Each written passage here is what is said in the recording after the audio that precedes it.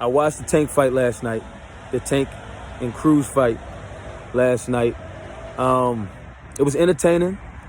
It was a good fight. You know, I'm a big Tank fan. You know, both Baltimore natives. I really was hoping that Tank was going to get Cruz out of there by the 7th round. If you go back and look at that 7th round, that's when I feel like Tank really put the pedal to the metal, and he started to hit Cruz with some really clean punches. He started to throw some punches in bunches, and he was making Cruz miss. Cruz was looking fatigued. I thought that was the perfect opportunity to put Cruz on the canvas. And I said, when he got out of that when he survived that 7th round, I said that I was on Twitter. I'm talking to friends. I was watching the fight with my pops. I said that's going to be a mistake. That's going to be a mistake. Tank is going to look back on that when this fight is over and say, man, I could have got him out of there in the 7th round. But he survived that round. And then here's also what kind of bothered me about it. So he survives that 7th round, but he's listen, Cruz he was done at that point. He was tired. I believe he was hurt. I thought that if Tank came out there in the 8th round, and come to find out, Tank is saying that he broke a couple of his knuckles in his strong hand, his left hand, I guess in the 6th round. And matter of fact, his coach was saying that he injured it during training camp. So with that being the case, you know, what we saw last night is even more understandable. But I will say that having not known that at the time, I was thinking that if Tank comes out in the 8th round and really, comes out there assertive and aggressive and kind of walks Cruz down and stays in the middle of that ring instead of getting into his Floyd Mayweather bag where he's constantly on the move and ducking and dodging punches and just throwing one or two punches and then moving. I felt like if he would have, approached that 8th round like he's done in so many other fights with throwing, volume punches and throwing punches and bunches and just being very active and aggressive, and trading and taking a risk.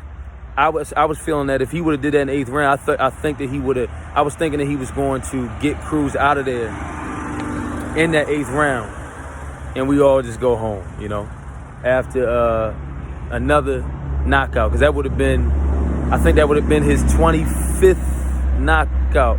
Yeah, I think that would have been his 25th knockout, because coming into the fight, he had like a 96% knockout rating. So I was kind of disappointed in that, man. I wanted to see the knockout, even though I understand he's saying that that's not what he goes out there to do. He doesn't go out there and get in that square circle just looking for the knockout. But come on, man. Your knockout percentage is 96% for a reason. I think they were fighting at 135 last night. That's what the fans were really. That's what we were really pulling for. But it's interesting. I think that it does show that Tank has some range. The fact that I think this is just his 2nd fight going to distance. So the fact that he was able to go to distance, still looked like he could fight another, 6 rounds or more. He said he could fight another 12, maybe. But he did show his range. The fact that he can, keep his composure, didn't get fatigued, really overly fatigued. And, the power was still there, I thought, towards the end of the fight. And he was still able to land some clean punches to end the fight out and still make the guy, Cruz, miss. I think it shows that, hey, if, when he gets to a point where he's not going to be knocking guys out left and right, if he's got to go the distance, at least we know that he can do that. And I think that Floyd was happy with that performance. Just if you think about the way that Floyd fought, especially in the second part of his career, it wasn't necessarily that, because he wasn't as active offensively as Tank was in that fight, and a lot of Floyd's fights in the second half of his career. But one thing about Floyd is he was a guy who he wanted to make you miss. He was moving, and the times where he wanted to, hit you with some clean punches and assert himself offensively, he would stay right in the middle of that ring. He put his guards down a little bit, and he started to kind of get into his bag.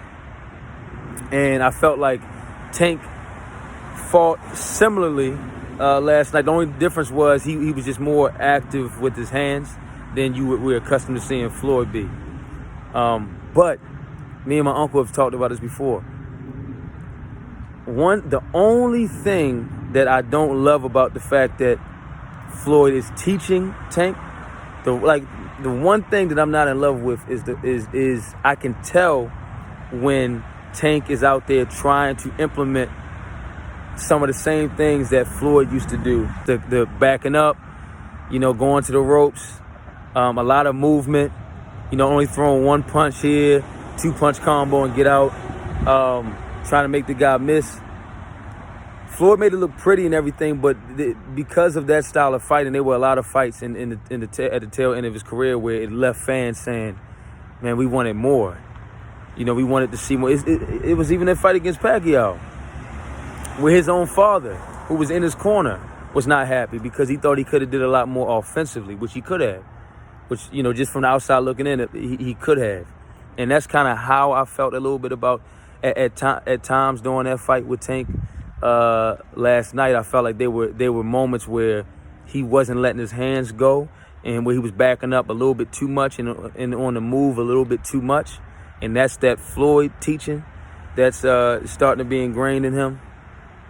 And for the most part, it's a good thing because it's going to give him longevity. But I still, the thing that I still want Tank, as a fan, I would still love to see Tank hold on to what really got him here and to what makes him so special and what makes him so unique.